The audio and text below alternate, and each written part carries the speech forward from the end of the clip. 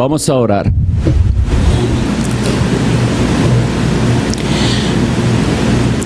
Dios soberano, todopoderoso, Dios eterno, venimos delante de tu presencia, reconociendo tu gran majestad, tu soberanía, tu grandeza.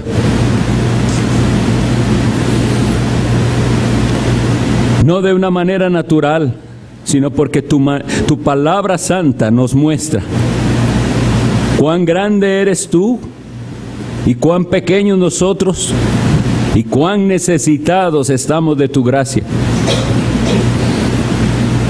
Por eso pedimos que con tu misericordia envíes el poder de tu Espíritu Santo para que podamos leer tu palabra y entenderla, y para que ese mensaje llegue a nuestras mentes y corazones y nos transforme, nos haga conforme a la imagen de tu Hijo Jesucristo. Que Él sea glorificado en esta tarde y noche aquí. Que cada uno de los que aquí estamos sea iluminado por tu Espíritu Santo en la exposición de tu palabra. Tú conoces la situación de nuestro corazón, lo más profundo, lo más secreto de nuestras almas, tú lo conoces. Provee a cada uno de los que aquí estamos según tu mucha misericordia. Provee salvación a aquel que no ha nacido de nuevo.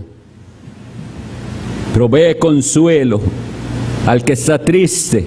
Confirma al que está dudoso. Fortalécenos a todos en la fe que es en nuestro Señor Jesucristo, tu Hijo. Amén. Pueden sentarse.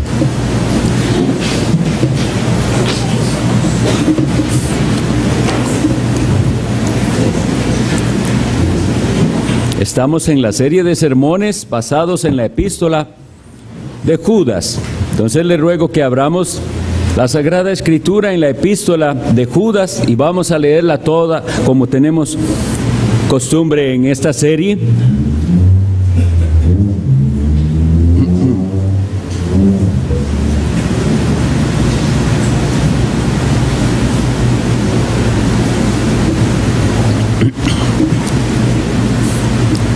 Dice así la palabra de Dios. Judas, siervo de Jesucristo y hermano de Jacobo, a los llamados, santificados en Dios Padre y guardados en Jesucristo, misericordia y paz y amor os sean multiplicados. Amados, por la gran solicitud que tenía de escribiros acerca de nuestra común salvación, me ha sido necesario escribiros exhortándoos que contendáis ardientemente por la fe que ha sido una vez dada a los santos. Porque algunos hombres han entrado encubiertamente, los que desde antes habían sido destinados para esta condenación, hombres impíos que convierten en libertinaje la gracia de nuestro Dios, y niegan a Dios el único soberano y a nuestro Señor Jesucristo. Mas quiero recordaros, ya que una vez lo habéis sabido, que el Señor, habiendo salvado al pueblo sacándolo de Egipto, después destruyó a los que no creyeron. Y a los ángeles que no guardaron su dignidad, sino que abandonaron su propia morada, los ha guardado bajo oscuridad en prisiones eternas para el juicio del gran día. Como Sodoma y Gomorra y las ciudades vecinas, las cuales de la misma manera que aquellos, habiendo fornicado e ido en pos de vicios contra naturaleza, fueron puestas por ejemplo, sufriendo el castigo del fuego eterno. No obstante, de la misma manera también estos soñadores mancillan la carne, rechazan la autoridad y blasfeman de las potestades superiores.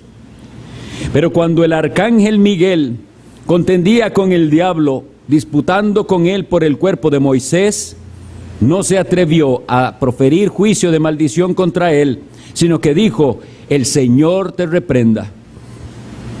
Pero estos blasfeman de cuantas cosas no conocen, y en las que por naturaleza conocen se corrompen como animales irracionales. Ay de ellos, porque han seguido el camino de Caín y se lanzaron por lucro en el error de Balaam y perecieron en la contradicción de Coré. Estos son manchas en vuestros ágapes, que comiendo impúdicamente con vosotros se apacientan a sí mismos. Nubes sin agua, llevadas de acá para allá por los vientos. Árboles otoñales sin fruto, 2 veces muertos y desarraigados. Fieras ondas del mar que espuman su propia vergüenza. Estrellas errantes para las cuales está reservada eternamente la oscuridad de las tinieblas. De estos también profetizó Enoc, séptimo desde Adán, diciendo: he aquí vino el Señor con sus santas decenas de millares, para hacer juicio contra todos y dejar convictos a todos los impíos, de todas sus obras impías que han hecho impíamente, y de todas las cosas duras que los pecadores impíos han hablado contra él. Estos son murmuradores, querellosos, que andan según sus propios deseos, cuya boca habla cosas infladas, adulando a las personas para sacar provecho. Pero vosotros, amados, tened memoria de las palabras que antes fueron dichas por los apóstoles de nuestro Señor Jesucristo, los que os decían: en el postrer tiempo habrá burladores, que andarán según sus malvados deseos. Estos son los que causan divisiones, los sensuales, que no tienen al Espíritu. Pero vosotros, amados, edificándoos sobre vuestra santísima fe, orando en el Espíritu Santo, conservaos en el amor de Dios, esperando la misericordia de nuestro Señor Jesucristo para vida eterna. A algunos que dudan, convencedlos. A otros salvad, arrebatándolos del fuego, y de otros tened misericordia con temor, aborreciendo aún la ropa contaminada por su carne. Y a aquel que es poderoso para guardaros sin caída y presentaros sin mancha delante de su gloria con gran alegría, al único y sabio Dios, nuestro Salvador, sea gloria y majestad, imperio y potencia, ahora y por todos los siglos.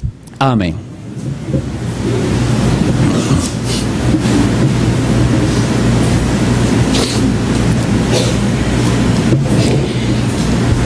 Estamos todavía en el versículo 4. Hace 8 días vimos parte del versículo 4 y hubo que dejar 2 temas contenidos en el versículo 4 para una exposición aparte. Hay 2 palabras importantes en este versículo que son la base de la predicación de esta noche. Dice así: porque algunos hombres han entrado encubiertamente, los que desde antes habían sido destinados para esta condenación, hombres impíos que convierten en libertinaje la gracia de nuestro Dios y niegan a Dios el único soberano y a nuestro Señor Jesucristo. Habíamos visto las características de los falsos maestros, su falsa doctrina, la perversión de la gracia de Dios, la perversión del Evangelio, su conducta. Pero hay 2 palabras importantes que dejamos la vez pasada, y son estas frases: desde antes habían sido destinados, y eso nos habla de la predestinación, y la otra palabra es para esta condenación. Si hemos de ser fieles a las Sagradas Escrituras y creer y predicar todo lo que ellas nos muestran, cuando nosotros pasamos por versículos así, no podemos simplemente ignorarlos, pasarlos por alto, porque hablan de cosas realmente espantosas, pero que están en la Biblia y que fueron reveladas a nosotros por Dios. Tenemos que entenderlas y de ellas también sacar provecho. Voy a empezar por la palabra condenación. No es un tema del cual uno se pueda gozar predicándolo, pero es la realidad que existe una condenación. Existe la condenación. Muchos no quieren hablar de esto, y tristemente no solo dentro de las sectas, o no solo dentro de los incrédulos, sino incluso dentro de personas que profesan ser cristianas, el tema de que hay una condenación y que esa condenación es eterna, se huye de predicar tales cosas.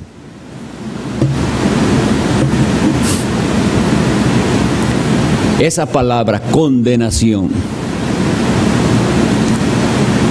tiene dos connotaciones. Recibir la condena o estar pronto a recibirla, y luego, ¿cuál es esa pena o condena que será recibida?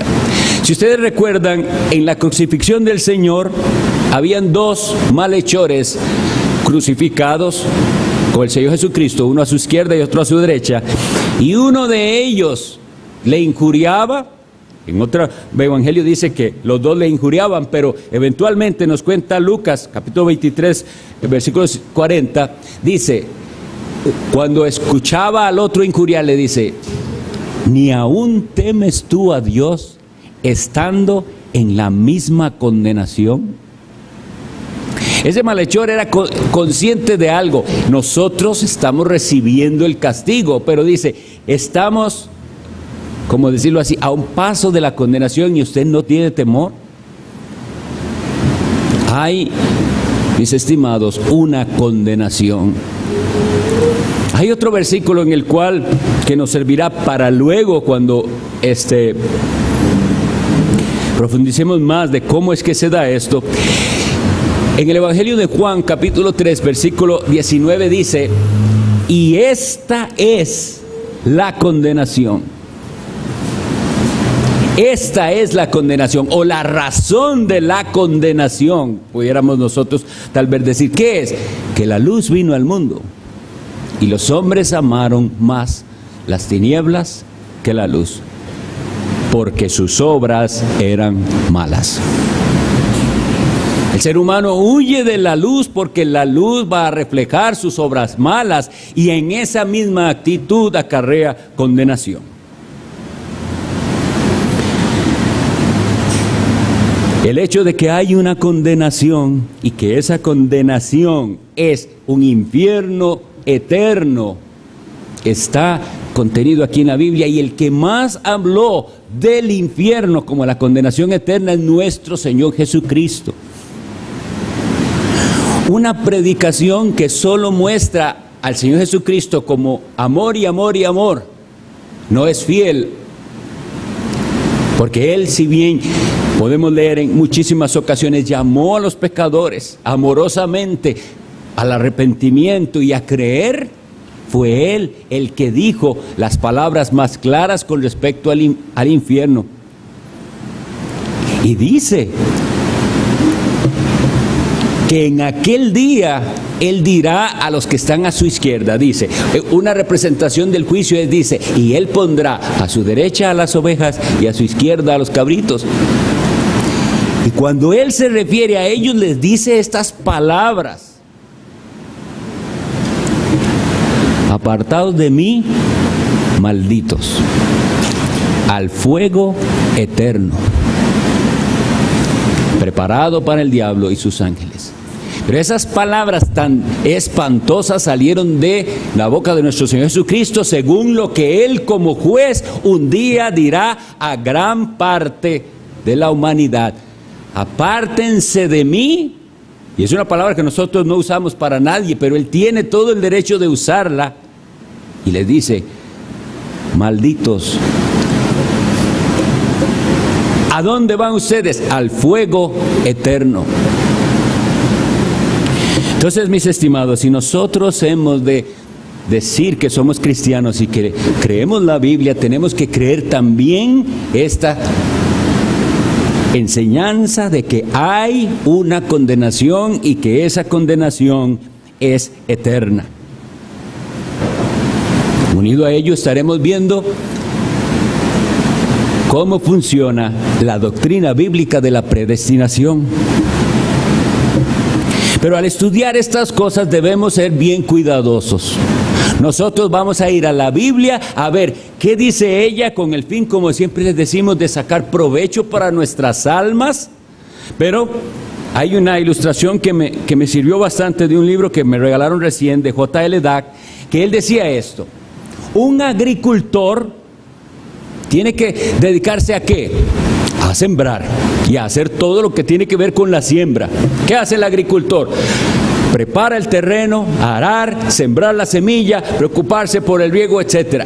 Y esperar la cosecha. Si ese agricultor a lo que se dedica es a investigar cómo funcionará todo esto de los crecimientos de las semillas, de todos los procesos químicos que están involucrados en el crecimiento de las semillas, etcétera, él no va a ver mucha cosecha. Aquello lo que va a hacer, su campo se va a llenar de maleza, no va a cosechar nada. A ver si logro que me entiendan la ilustración.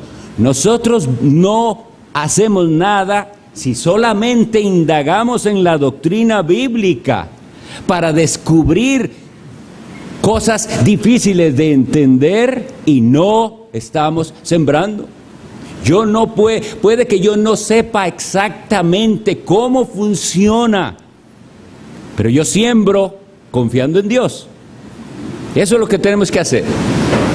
Si usted nada más se dedica a indagar, eso no es lo que hace un agricultor, eso lo hace otra persona, no el que se dedica a la agricultura. Y mejor seamos agricultores. Sembremos la semilla de la palabra de Dios. Y hoy sí vamos a ver un poco de cómo funcionan las cosas según la Biblia. Pero no perdamos de vista que a lo que fuimos llamados fue a sembrar y a dejar el resultado al Señor. Hay otra cosa que también es una advertencia muy seria, muy necesaria para nosotros y que está en Deuteronomio 29:29. Cuando vamos a tratar cosas difíciles de entender, y dice: las cosas secretas pertenecen a Jehová nuestro Dios, mas las reveladas son para nosotros y para nuestros hijos para siempre, para que cumplamos todas las palabras de esta ley. Puede ser que de esta exposición usted salga con más preguntas y más dudas de las que tenía hasta hoy.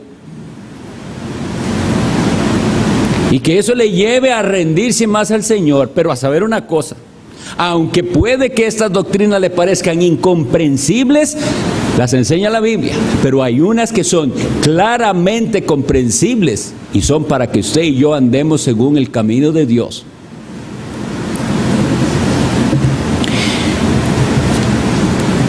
Para hablar de estos dos temas, de la condenación y de la predestinación, nosotros primero tenemos que tener algo bien claro, y es el estado de la humanidad.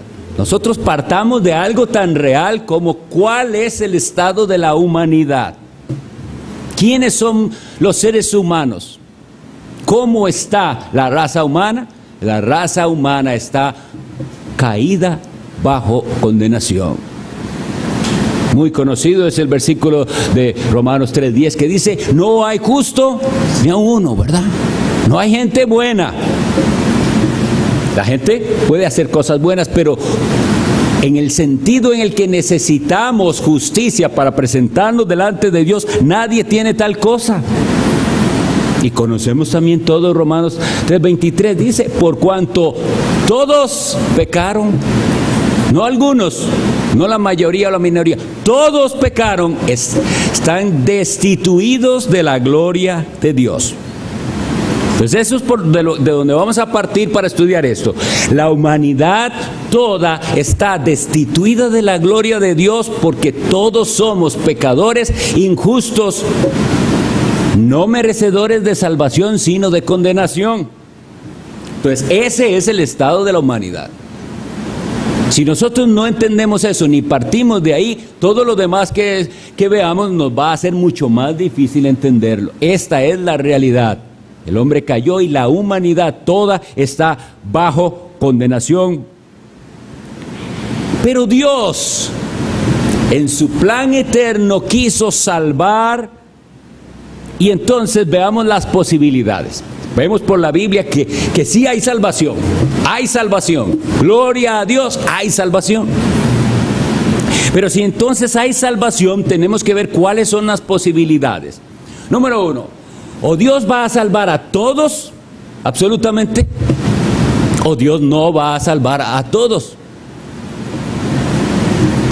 Hay gente que sí cree que Dios va a salvar a todos. Eso se llama universalismo. Si no lo han oído, hay gente que cree eso. Y hay gente que se expresa así. Dios nos hizo a todos, ¿cómo nos va a mandar al infierno? Dios al final a todo el mundo va a perdonar Dios, y entonces va a haber un final, según la mentalidad del mundo, así, feliz, todo el mundo salvo. Y como les digo, estas son herejías que se han introducido en el cristianismo también. De hecho, hace unos años yo escuché a alguien que decía, no incluso que Dios va a salvar a toda la humanidad, sino que Dios va a perdonar incluso a Satanás y a los demonios. Ahora, si usted lo piensa como el mundo piensa, eso es más bonito creer eso. Con una mente que no entiende ni la santidad de Dios ni la gravedad del pecado. Entonces cada uno tome su rumbo, haga lo mejor que pueda o lo que más le guste, que al final todo va a salir bien, todo mundo va para el cielo. Pero eso no es lo que la Biblia enseña, y como le decía, Mateo 25:41 nos dice claramente que en aquel día, el día del juicio, es un día de separación. Y están los que son de Cristo y los que no son de Cristo. Bueno, entonces eso es lo que la Biblia enseña. Que Dios así lo ha determinado. No todo mundo será salvo. Lo siguiente a determinar es, entonces, si no todo mundo va a ser salvo, los que van a ser salvos, ¿cómo es que van a ser salvos? Y hay dos posibilidades. Por algo que ellos hicieron o hacen,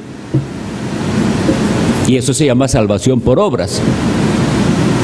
Eso es la base de toda religión falsa.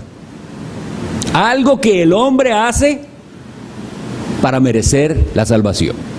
Una vez más, la base de toda religión falsa es lo que el hombre hace para llegar a Dios, es decir, para merecer la salvación. Y la base de la religión cristiana es completamente diferente, porque no se basa en lo que el hombre hace, sino en lo que Dios hizo en su Hijo Jesucristo para salvar. Hay versículos muy claros que nos hablan de esto. Muchos los hemos memorizado. Efesios 2:8, ¿cómo dice? Porque por gracia sois salvos por medio de la fe. Y esto no de vosotros, pues es don de Dios, no por obras, para que nadie se gloríe. Después dice, porque somos hechura suya. Y después habla de las obras como resultado de la salvación, ¿verdad? Dice, sin embargo, solo veamos eso. Ya ahí vamos aclarando el asunto. Entonces, no puede ser, según la Biblia, por lo que el hombre hace. Es lo que Dios hizo. ¿Cómo es salvo el hombre? Por gracia, por medio de la fe. Pero una fe que no es algo que usted tiene en sí mismo, sino dice, es don de Dios. Entonces la salvación, según nos enseña la Biblia, es por gracia, es por medio de la fe, es un don de Dios. No hay nada que nosotros hagamos que nos haga merecer la salvación. ¿Recuerdan cuando habíamos memorizado Tito 3:5? Nos salvó, ¿cómo decía? No por obras de justicia que nosotros hubiéramos hecho, sino por su misericordia. Por ese lavamiento que Él hizo, por la regeneración. Esa es la manera en que Dios salva. Y hasta aquí entonces podemos decir, Dios elige. Ellos sabemos que cómo hay oposición en el ser humano hacia esto. Y vean, el asunto es este: hay oposición en el corazón de todo ser humano hacia este pensamiento de que usted no es el capitán de su barco. Pensemos en nuestra vida eso, como una nave. Y cada uno quiere creer que yo la llevo por donde yo quiera y yo llego donde yo quiera ir. Pero esa verdad bíblica de que no somos dueños de nuestra propia alma es algo que, como les digo, no solo los incrédulos, sino gente que se dice cristiana odia ese concepto de que es Dios el que está en control y que Él es el que manda. Pero eso es lo que la Biblia nos enseña, que Dios salva por gracia y que la salvación es porque Dios ha elegido. Ahora, hasta ahí llegamos en acuerdo gran parte del cristianismo. Habrá quienes incluso quieren borrar la palabra elección y predestinación de la Biblia, pero eso no se puede hacer. Sin embargo, algunos la aceptan y modifican la razón de la elección. Entonces, está bien, sí, Dios elige, dicen. Pero Dios elige, según piensa la gente, en base a lo que Él vio que la persona iba a hacer. Eso es realmente antibíblico. La Biblia nos dice claramente, en muchas partes, pero de las más claras que nosotros solemos leer, cuál es el propósito y de qué manera es que Dios eligió. Voy a leer unas para ustedes que no necesitan ni siquiera mucho comentario. Al leerlas tenemos las respuestas. Efesios 1, y entonces dice los versículos 4 y 5, según nos escogió en Él antes de la fundación del mundo para que fuésemos santos y sin mancha. Ahí está el propósito. En amor, habiendo sido predestinados, de la palabra que nadie quiere, para ser adoptados hijos suyos por medio de Jesucristo, según el puro afecto de su voluntad. Cuando Cristo habló a sus discípulos en Juan 15:16, le dice, no me elegisteis vosotros a mí, sino que yo os elegí a vosotros y os he puesto para que llevéis mucho fruto. La elección es Dios el que la hace, no somos nosotros. De manera que esos que piensan que Dios vio al futuro para después elegir, le están dando un sentido incorrecto y no bíblico a la doctrina de la elección. El apóstol Juan en su epístola dice tan claramente, 1 Juan 4:19, ¿por qué es que nosotros hoy podemos amar a Dios? Porque Él nos amó primero. Si nosotros lo vemos de esa otra perspectiva que lo están aceptando algunos, estamos contradiciendo la Biblia. Es más como pensar que Dios ve a ver quién le va a amar y entonces lo elige. Pero nosotros vemos aquí que ese amor que hoy, si usted es cristiano, puede profesar por Cristo, ese amor es el resultado, la reacción ante el ser receptor del amor de Dios. Entonces, el decreto divino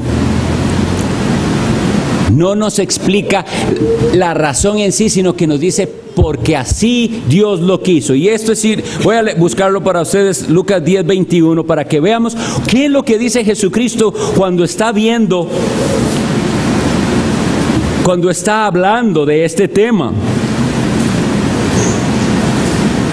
Lucas 10:21, vean. En aquella misma hora Jesús se regocijó en el Espíritu y dijo, vean, él está contento.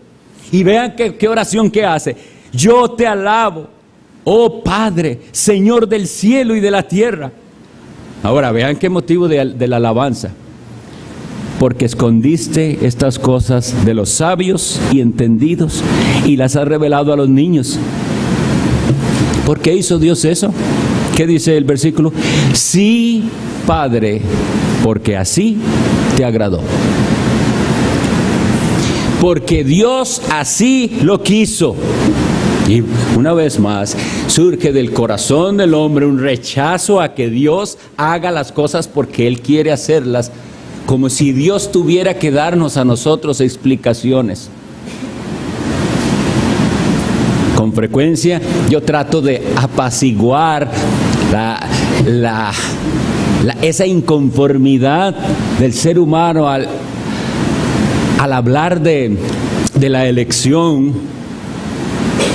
Y le digo, bueno, mire, Satanás pecó y sus ángeles, y se hicieron demonios, y Dios no salvó a nadie ahí.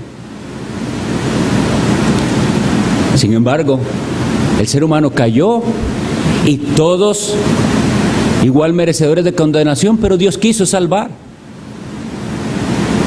¿Pero por qué? Porque Él así lo quiso. No porque haya algo en la criatura que le haga merecer la salvación. Ahora, vamos adentrándonos, si esto fue así, a que esta predestinación es como una moneda que tiene dos caras. Y así como nosotros podemos hoy regocijarnos de saber que Él eligió, quiso tener misericordia de muchos para salvarlos en su Hijo Jesucristo, del otro lado de la moneda está lo que nosotros llamamos la reprobación. Y Dios pasó por alto a muchos para que ellos reciban la condenación. Y como les decía, si hemos de ser honestos en decir, yo creo la Biblia, yo soy un cristiano bíblico, yo creo todo lo que la Biblia dice, entonces no debemos pasar por alto versículos como Proverbios 16:4 nos dice algo así.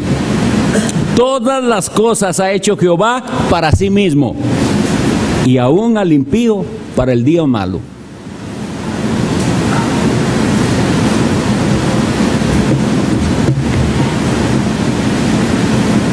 Mateo 13, cuando el Señor ha dicho la parábola del sembrador, en los versículos 10 y 11, sus discípulos le preguntan esto.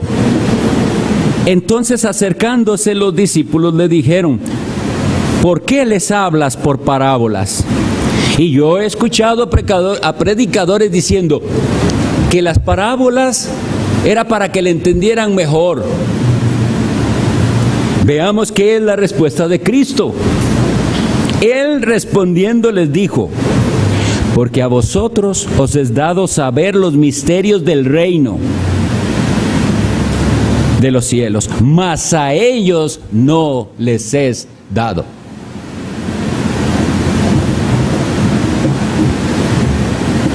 Vamos a ir a la segunda epístola de Pedro, versículos 7 y 8. Este es muy similar a lo que nosotros leemos en Judas.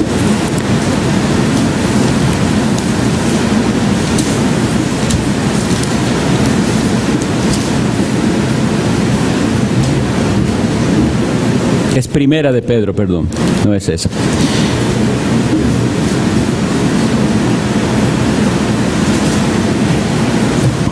Esta es la realidad de lo que les decía de las dos cosas que están involucradas aquí. Dice así, para vosotros, pues, los que creéis en Él, los que creéis, ¿verdad? Estamos hablando de Cristo, Él es precioso. Pero para los que no creen, la piedra que los edificadores desecharon ha venido a ser cabeza del ángulo, y piedra de tropiezo y roca que hace caer, porque tropiezan en la palabra. Atentos, tropiezan en la palabra siendo desobedientes, a lo cual fueron también destinados.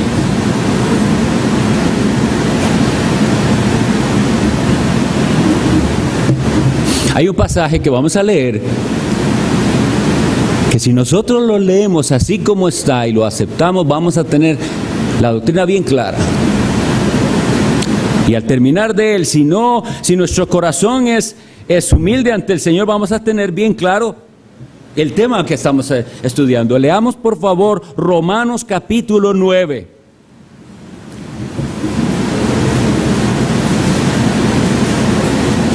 Y aquí voy a leer bastantes versículos, entonces síganme por favor en Romanos 9.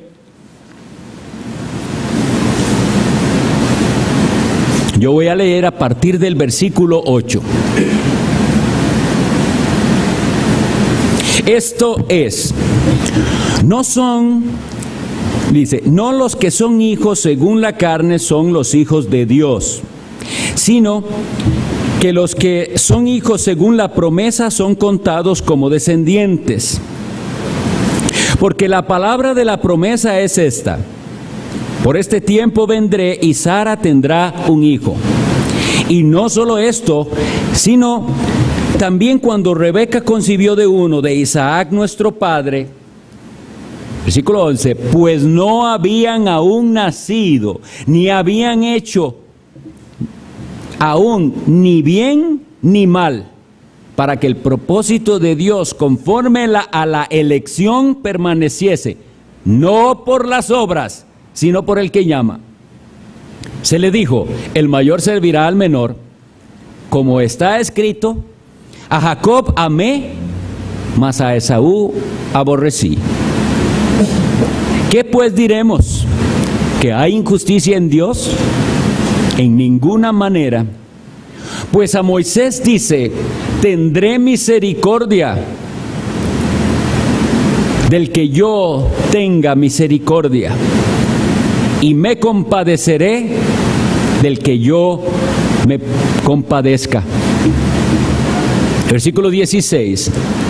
Así que no depende del que quiere, ni del que corre, sino de Dios que tiene misericordia. Porque la Escritura dice a Faraón, para esto mismo te he levantado, para mostrar en ti mi poder, y para que mi nombre sea anunciado por toda la tierra. De manera que de quien quiere tiene misericordia, y al que quiere endurecer, endurece. Pero me dirás, ¿por qué pues inculpa? Porque ¿quién ha resistido a su voluntad? Mas antes, oh hombre, ¿quién eres tú para que alterques con Dios? ¿Dirá el vaso de barro al que lo formó, ¿por qué me has hecho así? ¿O no tiene potestad el alfarero sobre el barro para hacer de la misma masa un vaso para honra y otro para deshonra? ¿Y qué si Dios, queriendo mostrar su ira y hacer notorio su poder, soportó con mucha paciencia los vasos de ira preparados para destrucción? Y para hacer notorias las riquezas de su gloria, las mostró para con los vasos de misericordia, que Él preparó de antemano para gloria, a los cuales también ha llamado, esto es, a nosotros, no solo de los judíos, sino también de los gentiles. Dios actúa según su plan eterno. Muchos que aquí son llamados vasos de misericordia, eso es lo que reciben, misericordia. Y otros lo que reciben es justicia. Pero nadie recibe injusticia. Nosotros recibimos misericordia, como dice el Salmo 103. No has hecho con nosotros conforme a nuestras iniquidades, ni nos has pagado conforme a nuestros pecados, sino que Él extendió, dice, su misericordia, tan alta como los cielos, por los suyos. Hay, eso sí, una diferencia entre la acción positiva de Dios para los elegidos y la no acción, en este caso para los réprobos. Quisiera leer unas otras lecturas que nos van a aclarar esto un poco. Vamos a leer Hebreos 12:16. Precisamente del caso que recién leímos en Romanos. Hebreos 12:16 dice así: no sea que haya algún fornicario o profano como Esaú, que por una sola comida vendió su primogenitura. Porque ya sabéis que aún después, deseando heredar la bendición, fue desechado y no hubo oportunidad para el arrepentimiento, aunque la procuró con lágrimas.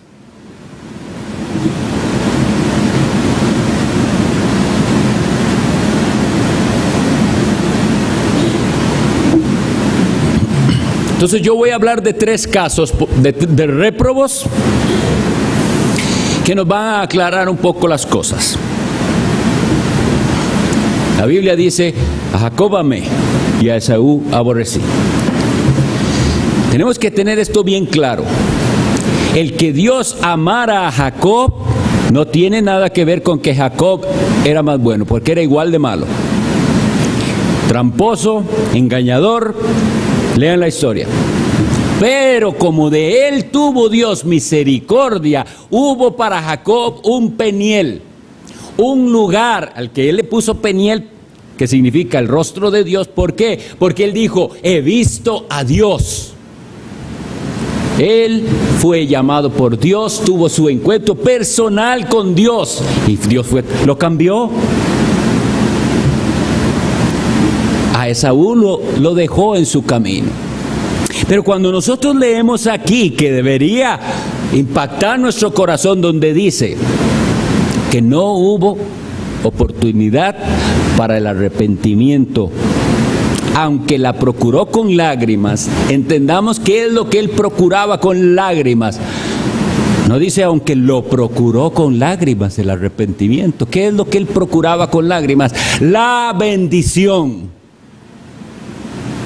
Vean la gran diferencia de gente que puede estar en el cristianismo no por Cristo, sino porque ellos piensan en la bendición que dicen que Cristo da. Entonces, quiere el Señor que no sea el caso de nadie de los que está aquí, pero podría haber un Esaú, un profano, que lo que anda es detrás de la bendición y que lo que anhela del mundo futuro es todo lo maravilloso que pueda hacer, pero no anhela al Señor Jesucristo. Y por eso sus lágrimas, las lágrimas de Esaú, nunca fueron lágrimas de arrepentimiento. El que se arrepiente verdaderamente no se arrepiente de las consecuencias de sus pecados nada más, sino de haber ofendido a Dios. Pero tenemos 2 casos entonces, Esaú y Jacob. Los 2 pecadores, los 2 merecedores de condenación, los 2 hijos de la misma mamá. Y dice la Biblia, claramente lo leímos, ¿verdad? Antes que hicieran bien o mal, fue dicho. ¿Para qué? Para que el propósito de Dios mediante la elección, mediante el que llama, no es algo que ellos hicieron, es Dios que tuvo misericordia de Jacob. Y también nos habla, vimos ahí en Romanos 9, a un hombre, Faraón. Un hombre del cual dice que Dios lo endureció. Y necesitamos saber qué significa ese endurecimiento de corazón. Porque nosotros no creemos de ninguna manera que Dios haya tenido que hacer algo para empujar a Faraón a pecar. Simplemente dejarlo que siguiera su camino. Y esto es lo terrible de no entender cuán grave es la situación del pecador sin Dios. Ese Faraón se endureció, soberbio, cada vez más endurecido. Y la Biblia dice que él endureció su corazón, pero la Biblia dice Dios endureció también su corazón. Ambas cosas es válido decirlas, pero Dios, para endurecer el corazón de alguien, lo único que tiene que hacerlo es dejar que haga lo que Él quiere hacer. ¿Sabe por qué usted no cayó más hondo en el pecado? Porque Dios quiso librarle. Y hay otro rey que también fue soberbio como Faraón, del cual leemos en Daniel 4, para que veamos que la gracia de Dios Y a esto es a lo que la Biblia llama el que Dios no hace acepción de personas. Las personas interpretan esa frase de que Dios no hace acepción de personas como que Dios estuviera obligado a salvar a todos. Pero aquí vemos dos hijos de una misma madre. Dios no desechó a toda esa familia, de esa familia quiso salvar. Vemos al faraón, al cual dejó él ir por su propio camino, endurecerse y recibir la condenación. Pero vemos en Daniel 4 a un rey igual de soberbio, Nabucodonosor. Pero de este rey Dios se apiadó, porque le mandó un castigo y lo cambió. Y cuando nosotros leemos, dice, al final del tiempo, ese tiempo fueron 7 años, de que ese hombre era como un animal, como una bestia, se enloqueció. Y dice, y al final del tiempo, alcé mis ojos y glorifiqué al Altísimo. ¿Y por qué? Porque Dios tuvo misericordia de él.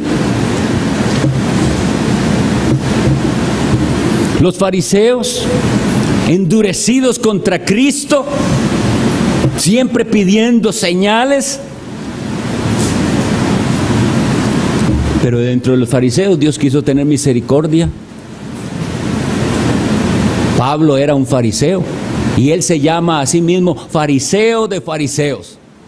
Es decir, era en su propia secta de los más estrictos. Entonces entendamos algo. Si nosotros no hemos caído más bajo, si nosotros no nos hemos desviado por cosas que nos espantan, que oímos que otros hacen, es porque Dios en su misericordia nos ha librado. Pero si Dios quitara eso, podemos llegar a ser tan malos como cualquier malo de los malos peores. En Génesis 20 lo leemos eso, cuando a Abimelech Dios le dice, yo fui el que te libré de pecar contra mí. Génesis 26. Dios es el que nos libra de pecar. Todo esto puede a la gente, como el mismo, si nosotros leemos ahí Romanos 9, esto genera de la gente preguntas, y no solo preguntas, sino reclamos. Esa es la palabra. Yo tengo un reclamo delante de Dios, casi que lo puede la persona decir así. Y él le dice, ¿no es eso altercar con Dios? ¿Entrar en pleito con Dios? No entendemos. Pues entonces lo aceptamos, no entendemos, pero así lo dice la Biblia. Sin embargo, hay algo que tampoco entendemos, que también lo dice la Biblia y que tenemos que aceptarlo. Vean, la más grande injusticia jamás cometida en la historia es la crucifixión de nuestro Señor Jesucristo. Porque Él es el único, puro, santo, que jamás merecía que nadie le hiciera lo que le hizo.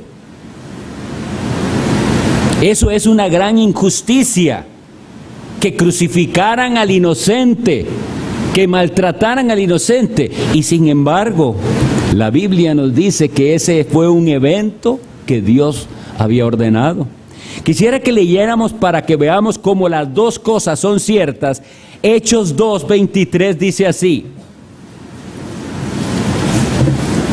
a Cristo, entregado por el determinado consejo y anticipado conocimiento de Dios. Es decir, veamos que esto está en el plan de Dios, y sin embargo Él los confronta y le dice: a ese prendisteis y matasteis por mano de inicuos, crucificándole. En ese mismo Hechos, capítulo 3, versículo 15, vean cómo les habla Pedro y les dice a ellos: y matasteis al autor de la vida. Matasteis al autor de la vida.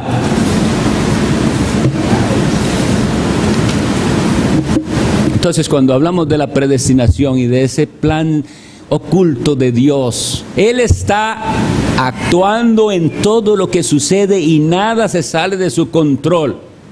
Este mundo tan perdido y tan que que nos parece que no hay solución, igual Dios tiene control y Él ha determinado en su plan salvar un pueblo.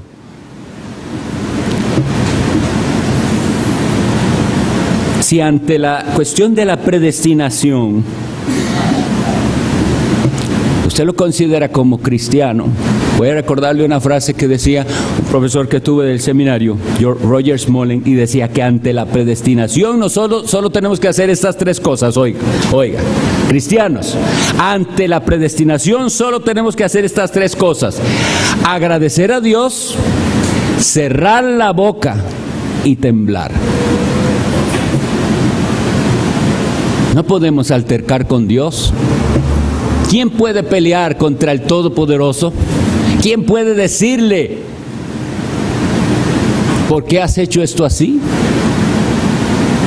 El mismo Nabucodonosor en el capítulo 4 de Daniel es el que le dice, no hay quien detenga su mano ni le diga, ¿qué haces? Esto es así y así lo dice la Biblia. Sin embargo, en teología, analizando el asunto tal vez para una mejor comprensión y para no caer en errores, que la Biblia nos dice, Dios ni es autor de pecado ni se complace en el pecado, y eso tenemos que tenerlo bien claro. Nadie puede echarle la culpa a Dios de sus pecados, eso no se puede hacer. Entonces han querido algunos dar como una especie de orden en el decreto de Dios, porque el decreto de Dios es uno. Dios tuvo un plan y ya, desde la eternidad. Nosotros, para comprensión, le damos un orden a ese decreto que es así. A ver si les ayuda a ustedes también. Primero, en el decreto de Dios estuvo crear un universo. Pero en el decreto de Dios seguidamente estuvo permitir que esas criaturas que Él creó tuvieran la capacidad de pecar y cayeron. Eso estaba dentro del decreto de Dios, permitir la caída. Nunca crean que eso tomó a Dios por sorpresa. En el plan de Dios también estuvo luego, luego decimos nosotros, estoy aclarando, ¿verdad? Elegir de entre la humanidad caída a unos para salvación y pasar por alto a otros. Y en el plan de Dios también estuvo proveer la forma de salvación de esos que Él eligió. Y en el plan de Dios está llamar a aquellos por los cuales su Hijo Jesucristo dio la vida. Dios ordena todas las cosas de tal manera que solo Él puede, porque es todopoderoso y sabio, las ordena de tal manera que Él ni es el causante del pecado ni participa en el mal, y sin embargo se sirve del mal para cumplir sus propósitos. Nosotros hemos visto una doctrina muy difícil, terrible, pero que es la verdad y de la cual se nos dice algo aún más espantoso. Cuando leemos esto en 2 Timoteo 3, los versículos 8 al 13, porque estamos hablando de los que se infiltraron en el cristianismo, que ellos tal vez mismos piensan que son cristianos y no lo son, y abrazan falsas doctrinas que les llevarán a la condenación, y abrazan un estilo de vida contrario a la ley de Dios.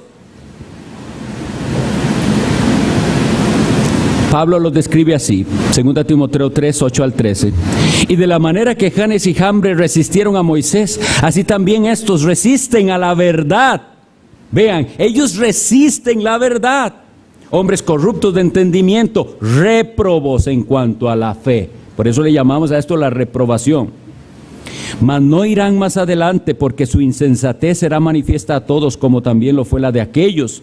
Pero tú has seguido mi doctrina, conducta, propósito, fe, longanimidad, amor, paciencia, persecuciones, padecimientos, como los que me vinieron en Antioquía, en Iconio y Listra, persecuciones que he sufrido, y de todas me ha librado el Señor. Atentos aquí. Y también todos los que quieren vivir piadosamente en Cristo Jesús padecerán persecución. Versículo 13. Mas los malos hombres y los engañadores irán de mal en peor, engañando y siendo engañados. Aquí hay una paradoja. Dios da a algunos lo que ellos quieren y así se condenan. Y a otros nos da lo que no queríamos, nos cambia el corazón para que amemos a Cristo, para que veamos al Salvador precioso, necesario y seamos salvos. Pero tenemos que tener entendido esto, no hay gente, no habrá gente en la condenación del infierno que pueda decir, yo quería ser cristiano, yo amé a Cristo, pero no fui elegido. Eso no es posible. Eso no es posible. Nadie quiere a Cristo, como les decía, como el Esaú. Puede que hay gente que está jugando de cristianos o aparentando. ¿Por qué? Porque no es que aman a Cristo. Lo único que quieren es librarse del infierno. No tienen pesar por el pecado. No les interesa conocer al Salvador Jesucristo realmente. No se deleitan en Él. Tengamos esto bien claro, todo aquel que esté en el infierno estará ahí porque nunca amó a Cristo, ni nunca deseó amarlo. Hay que considerar, como dice Dios, considerar tanto la bondad de Dios como la severidad de Dios. Nosotros no conocemos el secreto, el consejo secreto de Dios, no lo conocemos. Ni nunca eso puede ser excusa para que alguien deje de buscar o de venir a la iglesia. Y eso es lo que una y otra vez oigo en gente que quiere simplemente dejar de luchar. Probablemente yo no soy escogido. Entonces, si no soy escogido, ya hagamos esto a un lado y dediquémonos a pecar. No, usted se va a dedicar a pecar porque eso es lo que le gusta y eso es lo que quiere. Esa es la realidad. Si usted no sabe y si hoy tiene dudas, va a haber muchas cosas en esta epístola que vamos a aprender. Y el engaño de nuestro propio corazón va a ser revelado. Pero sabemos una cosa, que la fe viene por el oír.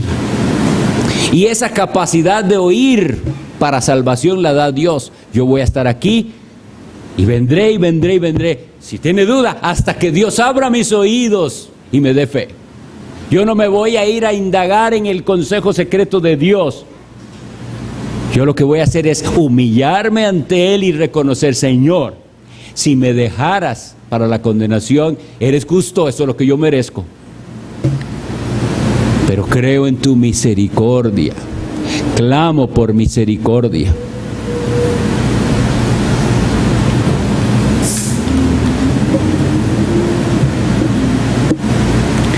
Hay una condenación y hay un camino de salvación. El llamado del Evangelio es a clamar a Dios en arrepentimiento y a confiar en el que Dios nos dio para salvación, su Hijo Jesucristo. Oremos.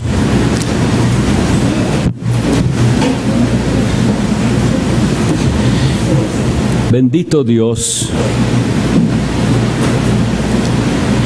clamamos a ti para darte gracias y alabarte, porque hoy has querido mostrarnos quién eres tú, en una manera que tal vez no habíamos considerado antes. Líbranos, Señor, de tomar tu santa palabra en vano. Que esta realidad quebrante nuestros corazones y que si profesamos fe, seamos entonces agradecidos y rindamos nuestra vida al servicio del que nos salvó, nuestro Señor Jesucristo. Actúa hoy, Señor, que caiga tu temor aquí a nosotros, para que sintamos la gravedad de nuestro pecado, para que lloremos delante de tu presencia por ofenderte, y para que cantemos eventualmente con gozo y con confianza y seguridad que tú nos has mostrado tu grande salvación, que tú nos escogiste por pura gracia y que ahora estamos dispuestos a vivir para ti. Ten piedad, Señor, de las almas hoy. Ven, Dios mío, por tu Espíritu Santo y danos tu bendición. En el nombre de Jesús lo pedimos. Amén. Nos podemos poner de pie, por favor, y vamos a cantar la primera estrofa.